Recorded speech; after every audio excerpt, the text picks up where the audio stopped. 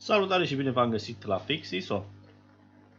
Au trecut câteva zile de la lansarea noului update AMD Adrenalin 2020 și am observat că părerile sunt diferite. Majoritatea utilizatorilor de AMD sunt mulțumiți de acest soft, însă sunt și oameni dezamăgiți ca și mine. Și o să încerc să vă dau câteva sfaturi și o să vă spun ce am făcut ca să-mi îmbunătățesc experiența cu acest program. O să încep cu instalarea, iar dacă în momentul instalării noului update ecranul va rămas blocat sau pur și simplu ecranul rămâne negru, va trebui să restartați forțat PC-ul. Se poate ca după pornirea PC-ului să puteți deschide softul prin Alt plus R sau clasic click dreapta pe desktop și căutați AMD în listă, trebuie să fie undeva sus. Ei bine, chiar dacă softul o să vă pornească, instalarea nu a fost finalizată, iar în momentul în care instalarea s-a blocat, ați primit o eroare. Dacă ignorați acest lucru, ceea ce eu am făcut și am testat Red Dead Redemption, am intrat în el pur și simplu să joc și în momentul în care mă apropiam de apa din joc, primeam un glitch vizual deranjant, foarte deranjant.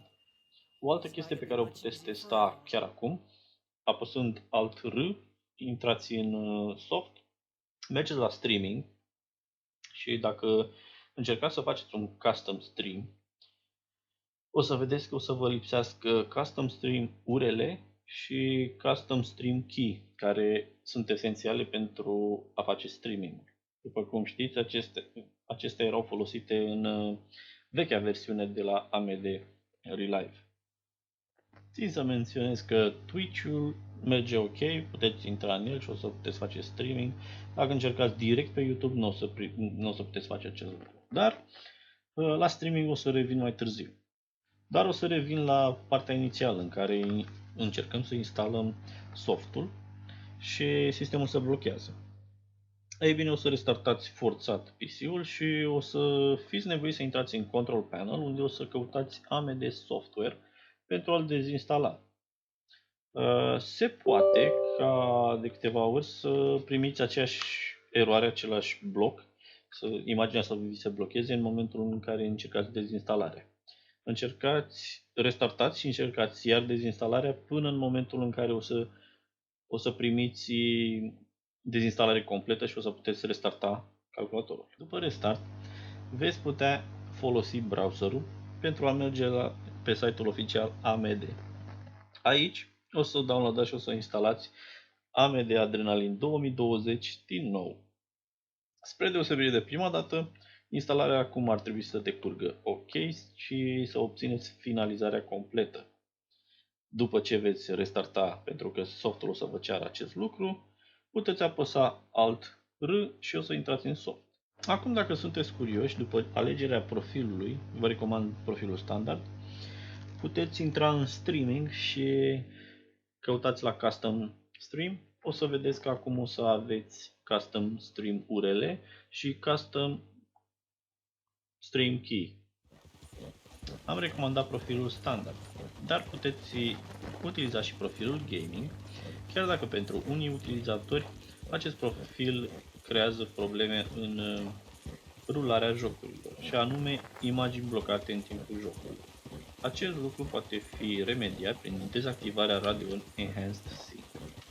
Personal am observat că Radeon Boost nu este utilizat de toate jocurile, însă GTA 5 îl utilizează și în momentul în care acesta este activ, o să vedeți un pătrățel verde în stânga sus a ecranului. AMD Boost, în schimb, în GTA 5 îmi oferă un efect neplăcut, în sensul în care imaginea merge sacadat sau, mai bine cunoscut, este stuttering, cum se spune în engleză. Așa că o să recomand dezactivarea AMD Boost din profilul dumneavoastră grafic. Deci, dacă ecranul se blochează sau imaginea este sacadată, încercați dezactivarea AMD Boost și AMD Radeon Sync. Sincer, cred că acest lucru se întâmplă deoarece softul nu a fost optimizat pentru plăcile video mai vechi. Softul este dezvoltat special pentru plăcile noi și aici menționez că și sistemul meu este în al doilea an de utilizare de la lansare, așa că sunt și eu aici. Ok, să trecem la partea de streaming. Aici am testat pe Twitch și YouTube. Twitch-ul este foarte ok, selectați platforma din listă, după care o să vă puneți locația de unde faceți streamul și intrați live. Bineînțeles, puteți intra în Scene Editor și adăuga diferite elemente pentru streamul dumneavoastră, dar la partea de YouTube, și aici devine un pic interesantă pentru că lucrurile stau diferit față de vechiul software AMD. O să aveți, nu o să puteți intra direct din tagul YouTube menționat acolo, trebuie să intrați în Custom Stream. În Custom Stream o să aveți nevoie de Custom Stream URL pe care o să-l găsiți pe pagina noastră de YouTube în momentul în care încercați să intrați live și Custom Stream Key. Ei bine, aceste lucruri nu sunt îndeajuns, trebuie să intrați în Scene Editor, scuze, în Elements și aici pe plus adăugați element, o să adăugați Browser Source. Jos o să găsiți un loc pentru un link numit Source. Acolo o să trebuiască, la fel din canalul nostru de YouTube, să copiați Backup Server URL pe care îl adăugați acolo. La fel, după aceea puteți vă adăuga și alte elemente la stream și puteți intra înapoi în live stream și puteți intra în direct. La final o să vreau să vorbim puțin despre AMD Link. Aceasta este o conexiune între laptopul dumneavoastră și un telefon mobil, spre exemplu, sau chiar o tabletă. Eu am încercat cu telefonul mobil, care folosește un sistem Android și pot verifica din telefon streamul pe care îl fac în momentul acela și, bineînțeles, pot controla jocul din telefon. Practic mă pot juca după telefon, ceea ce se pare foarte interesant. Nu am putut folosi toate funcțiile acestei aplicații pentru că aplicația de pe telefon are foarte multe crash-uri, cel puțin pentru mine are crash-uri enorme. În fine, ca să faceți această conexiune, ca să încercați să faceți acest lucru, o să aveți nevoie de un telefon. Eu v-am spus, aveam Android, am intrat pe Play Store, am căutat AMD Link, după care am intrat în calculator, am deschis AMD Adrenalin 2020, Alt-R, am intrat în setări, în devices și am dat click pe link a device. Acolo o să vedeți un QR code și un server PIN.